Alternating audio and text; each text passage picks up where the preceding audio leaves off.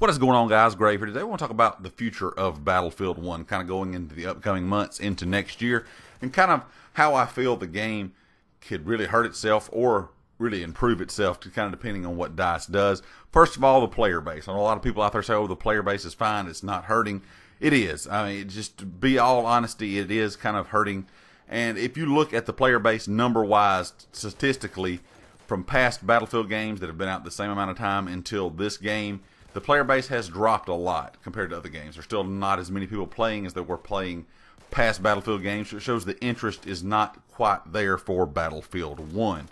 And I'm not quite sure if the 2 free maps is going to be a big helpful thing, because DICE still really hasn't said if those 2 free maps are going to be only for premium, because at one point they said it was going to be premium maps, and they said they're going to give free content to the community, so I'm still not quite sure.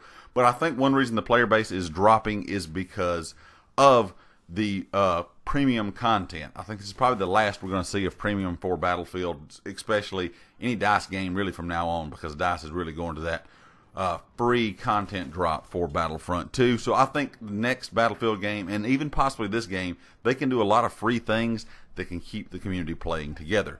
I think one good thing that Battlefield is doing is the monthly changes. I think this is a big help to the game. It can get things in the game quickly that need to be fixed, or it can get free content into the game quickly to keep the player base thriving. The competitive edition that they talked about a little bit at ePlay, I'm not quite sure why they're really going with competitive in this game. I'm not quite sure how Battlefield competitive is going to work. It was tried in Battlefield 4, in case you did not know.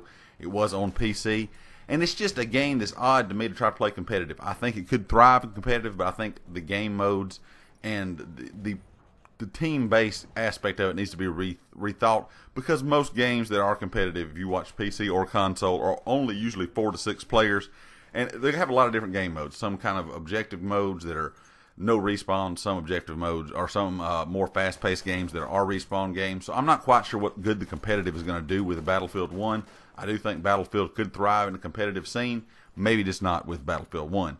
I think another thing that's hurting is the slower DLC drops, but we do know that is for longevity. They said they're not planning on making Battlefield a yearly installment, so that is one reason the DLC is a little bit slower, especially compared to Battlefield 4.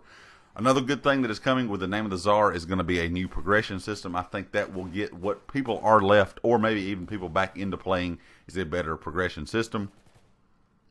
I think more free content during the slow times is also a good thing. And last but not least, I think the Name of the Czar is either going to make or break the game. It's either going to be really great, or either everybody's going to forget about it and go on to playing the new games that are coming out for console and PC in the fall. September is going to be a big month for Battlefield. Guys, leave me a comment. Let me know what you think. Of course, if you'd like to hit the like, you haven't subscribed yet, please do so. And I'll catch you next time. Peace.